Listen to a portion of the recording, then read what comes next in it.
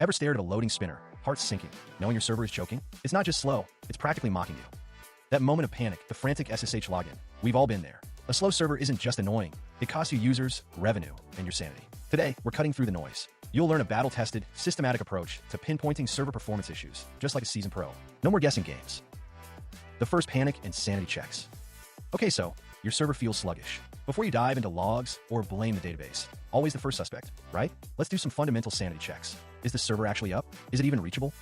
Real talk, sometimes it's not even your server. It could be DNS, a firewall, or an upstream provider. A quick traceroute or MTR can tell you if the problem is even in your network segment. Resource hog hunt, CPU, memory, disk, network. All right, so the server's alive, but still slow. Time to find a resource hog. CPU, memory, disk I/O, network bandwidth. One of these is usually screaming for help. We're talking top and top here, your best friends for real-time monitoring. Okay, so top told us what process is eating CPU or memory. But what about disk I/O or network throughput? ISTAT for disk, netstat, or SS for network connections. Honestly, I think people underuse ISTAT. It's a goldmine for identifying disk-bound applications. Application deep dive, logs, and tracing. So, system resources look fine, but your app is still crawling. Plot twist, the problem is probably in your code. This is where logs become your best friend, or your worst enemy if they're just a mess of print statements. Structured logging? Yes, please.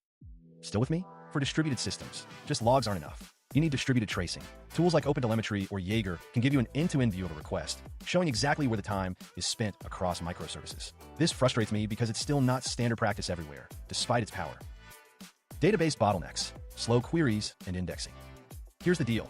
If your application is slow, there's a 70% chance the database is the bottleneck. Seriously, the most common culprits? Slow queries. You've got to identify them using your database's slow query log or performance monitoring tools. Then it's explain time. We've covered a lot, but here's where it gets really interesting. Understanding the why behind the slowness allows you to prevent it entirely. Stick around for the advanced strategies that separate the pros from the panic button pushers. After explain ing, you'll often find yourself needing an index. Unpopular opinion. Sometimes a well-placed index is more impactful than a complete code refactor. It's like adding a table of contents to a massive book. Without it, you're scanning every page. Network latency and external services. Okay, so your server's resources are chill, your app logs are clean, and your database queries are lightning fast, but still slow. Wild, right? Sometimes the problem isn't your server, but something it talks to. External APIs, DNS resolution, or even just network latency. Quick side note. I once spent hours debugging a slow server only to find out it was a misconfigured firewall rule blocking outgoing connections to a payment gateway. The server was waiting for a timeout. Always check your firewall rules and security groups, especially in cloud environments. Advanced tools and pro tips. Profiling, caching, load testing. All right, you've done the basic checks, dug into logs, optimized your database, and ruled out external network issues. What now? Time to bring out the big guns. Profiling. Tools like perf, strace, or language-specific profilers, like prof4go or cprofile for Python, can show you exactly which functions are taking the most time. Beyond profiling, think about caching. Caching at the CDN, server, or application level can dramatically reduce load and response times. And finally, load testing. Don't wait for production to melt down. Simulate traffic with tools like K6 or Apache JMeter to find your breaking points before they break you. Embrace the debugging mindset. Debugging a slow server isn't just about tools. It's a mindset. It's about being systematic, forming hypotheses, and eliminating variables one by one. Don't jump to conclusions. Start broad, then narrow your focus. I know this part is dense. Stick with me, because this mindset will save you countless hours. Some devs swear by immediate hotfixes. Others advocate for deep root cause analysis. Here's my take.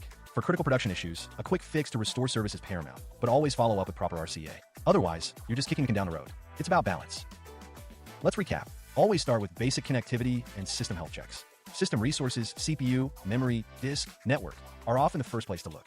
Application logs and distributed tracing are critical for code-level issues. The database is a frequent bottleneck. Optimize queries and use indexes. Don't forget external dependencies and network configurations like firewalls. The key takeaways: adopt a systematic, hypothesis-driven debugging mindset. Prioritize restoring service, then follow up with root cause analysis. Invest in observability. Good logging, metrics, and tracing pay dividends.